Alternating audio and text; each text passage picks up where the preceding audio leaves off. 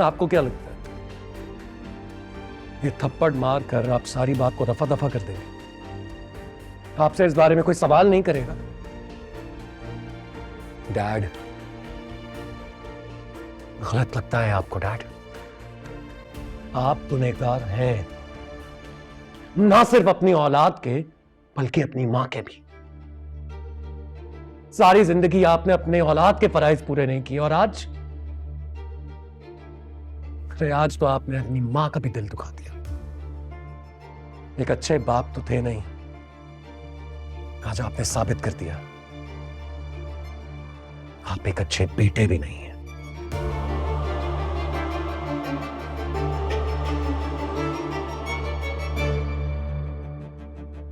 कुछ गलत नहीं किया मैंने, हक मांगा है अपना। बीजी की जायदाद पे मेरा हक है, कुछ गलत नहीं किया मैंने, कुछ गलत नहीं किया। आया मुझे लेक्चर देने वाला।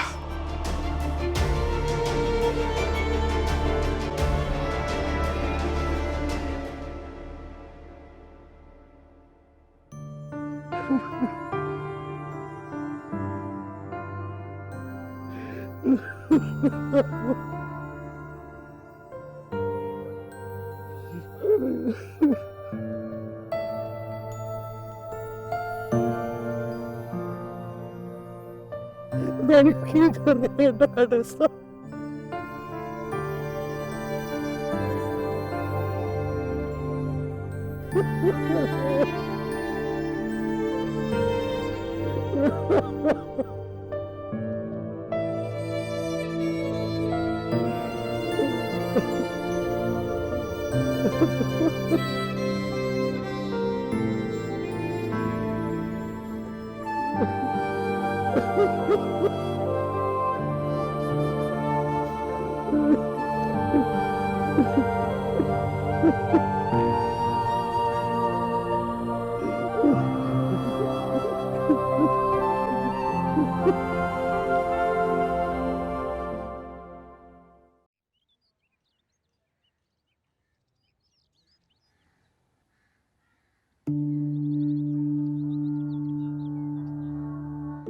बहुत अच्छा लगा मुझे। दिलशाद मेरे बचपन की दोस्त है और फिर यूं अचानक उससे मुलाकात हो गई मेरी, और अब तो माशाल्लाह नायाब हमारे घर में आई है। जमीला जी साहब जी। ये कब आए? ये जी अभी थोड़ी देर पहले ही आए हैं। नायाब कहाँ है? वो अपनी भाभी के साथ गेस्ट रूम में गई हैं जी। अच्छा जाओ। अच्छा जी।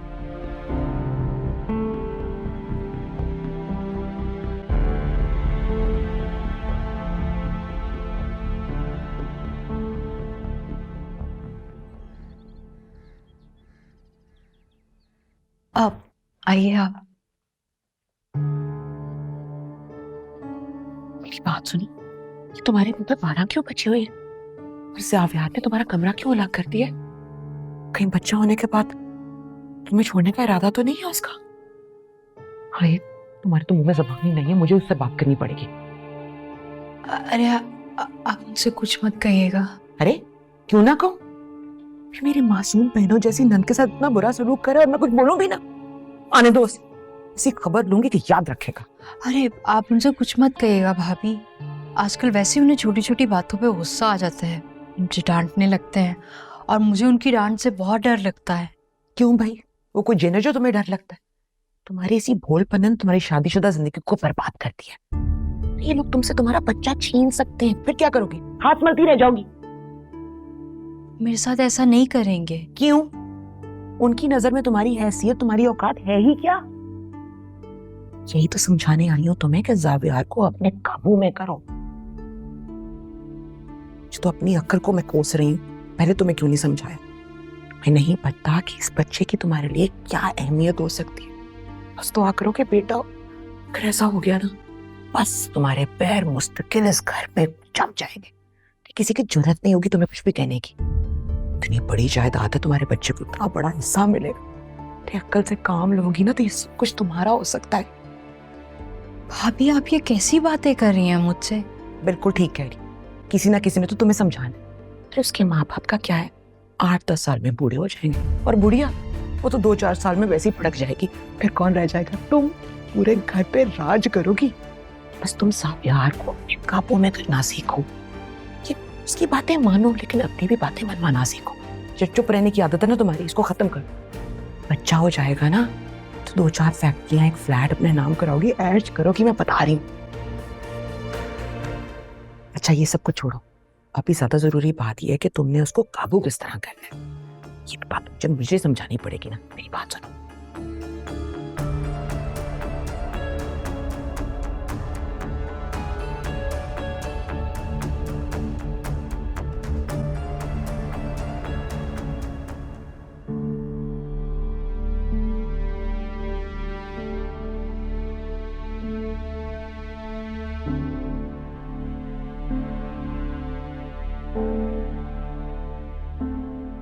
बुलाया आपने?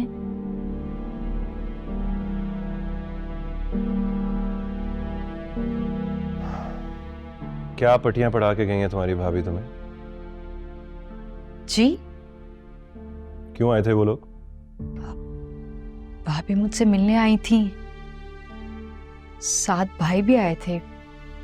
कुछ देर बैठे, बात की और बस फिर चले गए। ये क्यों नहीं कहती कि तुम्हें उल्टी सीधी पट्टियां पढ़ा के चली गई? कैसी पट्टियां? मेरी बात सुन लो गौर से। तुम और तुम्हारे घर वाले किसी खुशफहमी में मत रहना कि मैं तुम्हें डिवोर्स देके अपनी औलाद और उसके हिस्से की जायदाद तुम लोगों को सौंप कर खुद साइड पर हो जाऊंगा। मैं किसी कीमत पे भी अपने बच्चे को उन जाहिल लोगों में नहीं रहने दूंगा। आप गलत समझ रहे हैं, ऐसा कुछ। प्लीज नाया, मैं तुम्हारी भाभी की बातें सुन चुका हूं और जान चुका हूं कि अब तुम्हारी क्या प्लानिंग है। वो तुम्हें मेरी दौलत हथियाने के गुर बता रही थी और तुम खामोशी से वहां खड़े होकर उनकी बातें सुन रही थी। आपने मेरी बात नहीं सुनी। मैंने उन्हें कहा कि मुझे कोई जायदाद वायदाद पैसे वैसे नहीं चाहिए, मुझे सिर्फ आपका साथ चाहिए बस। तुम्हारी एक्सप्लेनेशंस की मुझे जरूरत नहीं है नाया। जो बातें मैंने सुन ली हैं उसके बाद तुम्हें अपने आप को डिफेंड करने की जरूरत नहीं है। तुम्हारे घर वालों की असलियत और सोच तो मैं जान ही चुका हूं। अफसोस सिर्फ इतना है कि तुम भी उन्हीं के नक्शे कदम पे चल रही हो। ऐसा नहीं है, आप गलत समझ रहे हैं। जाओ आराम करो।